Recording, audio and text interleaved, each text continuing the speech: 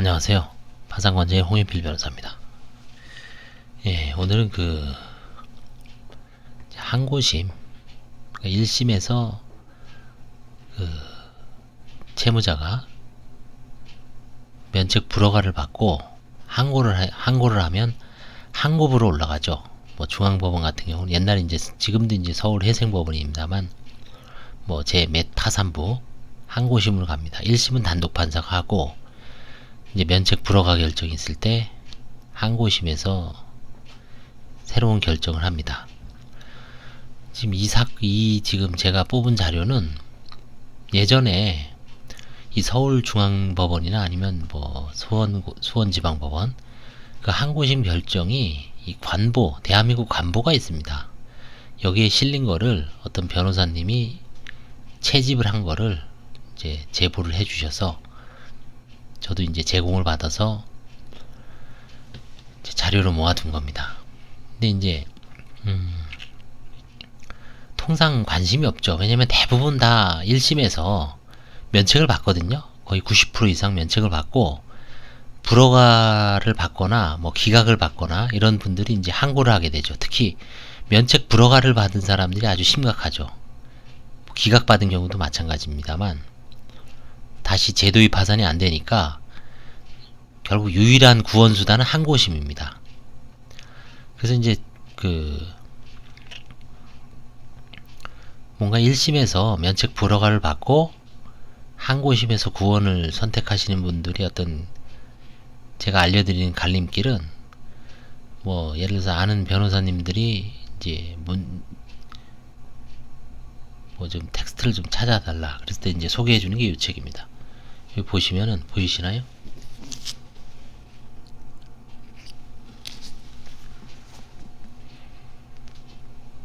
도산법 실무연구 제127집 2013년 법원도서관 도산법 실무연구 제127집입니다. 여기에 보시면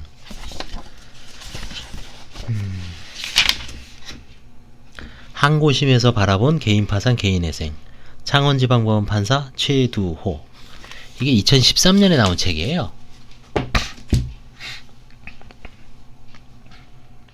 이거 좀 줄이겠습니다. 저게 2013년에 나온 책입니다. 그래서 뭔가 좀 판사님들의 시각을 봤을 때는 요 책을 찾아보시면 됩니다. 그럼 거기서 항고심에서 새로운 심리 원칙이라든가 결국 면책 불허가나 면책 기각을 받은 채무자 내지 대리인들은 이 책을 보면서 연구를 해야 되겠죠. 그 다음에 중앙법원에서 판사님들 연초하는 세미나 자료에도 아마 이 비슷한 게 한번 실린 자료를 갖고 있습니다만 이거하고 중복되니까 보시면 되고, 그 다음에 일반인들 입장에서 면책 불허가를 받으신 분들은 제가 지금 읽어드린 이게 지금 한 100페이지 정도 되거든요. 그러니까 한 20-30개 정도 될 거예요. 결정문을 이걸 하나하나 한번 시간 날 때마다 한번 읽어보겠습니다. 이거는 비단 항고심뿐만 아니라 파산 면책을 신청을 하는 대리인들, 변호사들, 관제인들 다 도움이 됩니다. 왜냐면 항고심이면 사실심의 최고봉이죠. 거기 합의부의 판사님들이 숙고해서 면책 취소, 주로 여긴 100% 취소 결정입니다. 면책 불허가 한 걸 취소했기 때문에 아주 문장도 좋고, 그 다음에 왜 면책 불허가 결정을 취소하는지 이유를 잘 설치해 놨습니다. 그 부분은 결국 관제인들도 그렇고 대리인들도 그렇고 잘 봐두면 아주 공부가 되는 라고 할 수 있습니다. 이게 좀 단점이 이 사람이 실명이 나와요. 그래서 좀 기간이 좀 오래 걷죠. 한 10년 전이니까 이건 제가 일부러 제가 한 사건도 아니고 대한민국 관보에 공고된 거를 연구 목적으로 하는 거니까 좀 이해해 주시기 바랍니다. 주문은 여기 이분은 60년생. 이분은 이제 면책 결정이 취소가 아니죠. 면책 불허가 된 거예요. 1심 결정은 이제 취소한다. 그리고 지금은 일부 면책을 안 하죠. 옛날에는 일부 면책 결정을 한 시절도 있었습니다. 그래서 이제 일부는 면책하고 일부는 허가하지 않는다. 그런 결정문이고, 이제 가장 중요한 건 이유입니다. 항고 이유의 요지를 보겠습니다.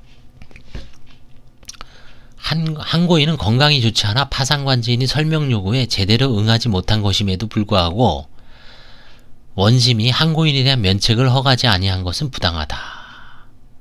이 사건 기록 및 당심의 신문 결과에 의하면 항고인은 2001년경부터 이러이러한 사람과 동업으로 주식회사 땡땡땡땡 시스템을 설립하여 운영하다가 경영 악화로 2002년경 폐업하고 2005년경 지급불능 상태되었다고 주장하면서 2008년에 이제 파산 및 면책 신청을 했습니다.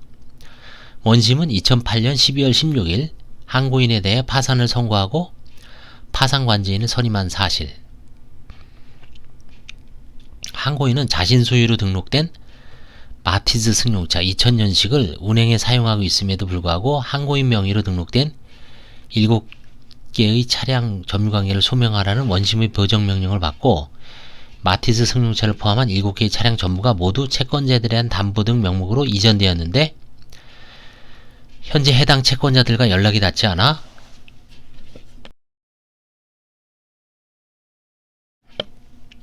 점유 현황을 파악하기 곤란하다.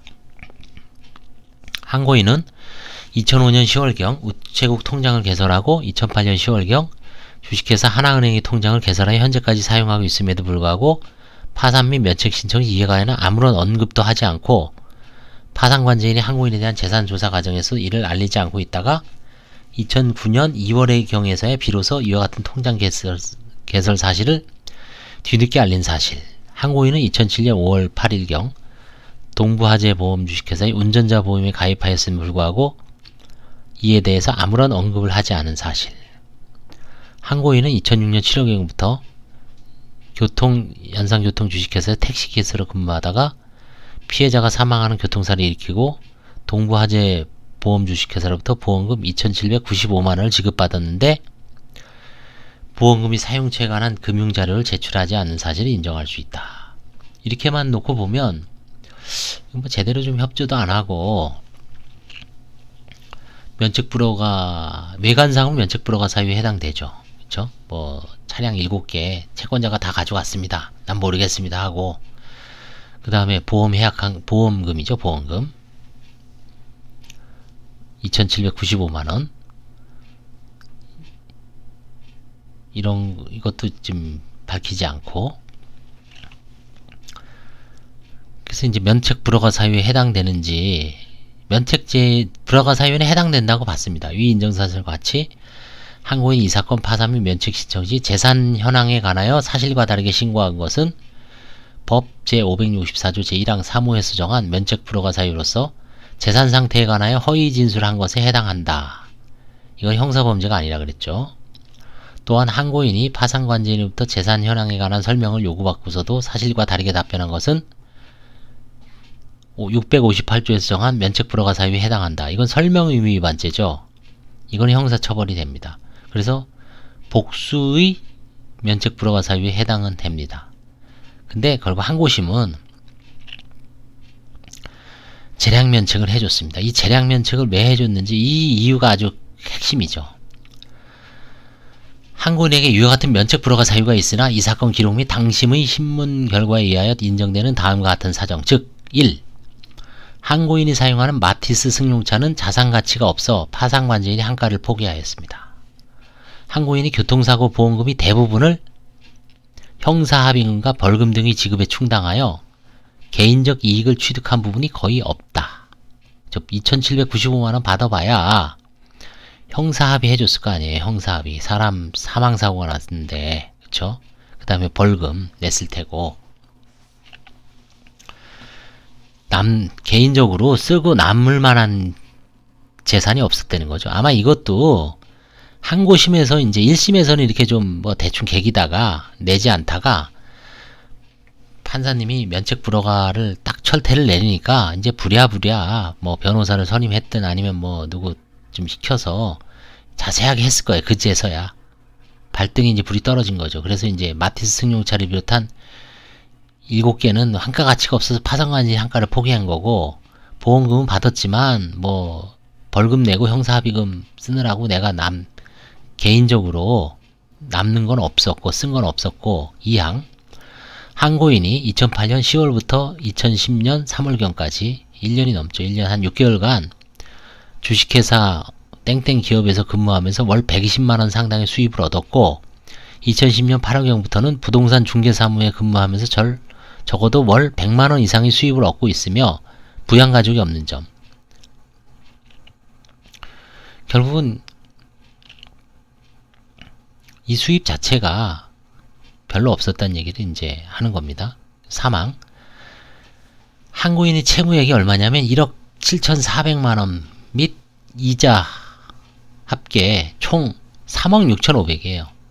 항고인의 채무액 등에 비춰보면 재량으로 이 사건 면책결정 확정 시 채무원금, 이자, 지연손해 합계액 중 이자, 지연손해금 전액과 원금이 80%에 해당하는 금액 및 나머지 20%에 대한 면책결정 확정일 다음 날부터 5년이 경과한 날까지 지연손해 하나에 면책을 허가하는 것이 상당하다. 그래서 결국은 일부만 면책을 해줬죠. 일부만. 그래서 뭐 거의 한 80%는 면책을 해준 거예요. 한 20% 정도만 부담하라. 그럼 236, 26에 12, 한 6, 7천 정도가 남은 거죠.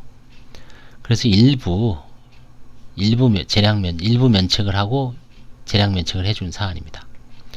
이게 2010년 11월 19일 날 결정을 내려진 거예요. 지금부터 9년 11, 12, 1, 2, 3 9년 4개월 전인 그 당시 김정만 부장님, 정문경 판사님, 남준호 판사 다 쟁쟁하던 파산부 판사님들이었죠. 김정만 부장님은 나중에 이제 서울중앙지방법원 수석부장, 파산부 수석부장님으로 부임하셨고, 나중에 이제 민사수석부장 하시다가 이제 그만두시고, 뭐 지금은 변호사님 하시고, 나머지 분들은 아마 계속 판사님들 하실 거예요. 그래서 결국은 이제 채무자가 면책불허, 이게 아마 제가 보기에는 1심에서 좀 충분하게 잘 소명을 했으면 특별하게 면책불허가에 해당하더라도 재량면책을 그냥 1심에서 바꾸서 끝낼 수 있는 사안인데, 뭔가 이제 커뮤니케이션, 소통이 안 됐던 것 같아요. 이 승용차 같은 거는 이 당시만 하더라도 마티스가 2000년식인데 2008년 아닙니까 지금이? 8년차, 9년차인데 우리나라 차는 7년 이상 되면 거의 가치가 없잖아요. 사실은. 더군다나 이거는 마티스 경차 아닙니까? 그렇죠? 경차 내지 아주 경승용차죠. 그래서 관제인도 이거에 대해서는 이제 뭐 이미 한가를 포기했는데, 그 다음에 이런 통장 같은 거는 나중에 늦게 제출해도 실질적으로 거기에 뭐 큰 금원이 있어서 늦게 제출했으면 몰라도 그런 것 같지도 않고요. 그 다음에 운전자 보험 가입을 해서 동부화재 보험회사로부터 이제 보험금 받았잖아요. 그죠?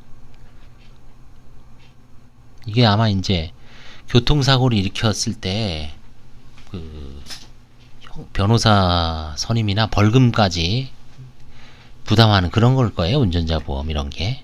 정확하게는 제가 모르겠지만, 그래서 아마 이 중 상당수가 아마 사람을 좀 사망시킨 거 아닙니까? 그쵸? 그럼 이걸로 이 돈에다가 아마 본인이 갖고 있는 돈까지 합쳐서 사망사고면은 글쎄요, 한 최소한 5천에서 한 1억 정도 들 거예요. 아마 형사합의 통상. 그 뭐 피해자의 어떤 상황에 따라 틀리지만 이 돈 갖고는 어림도 없죠. 이 돈만으로는. 그런 모든 걸 종합했을 때 결국은 이제 항고심에서는 재량 면책을 해주고, 다만 그 당시에 일부 면책이 허용되던 시절이기 때문에 일부 면책을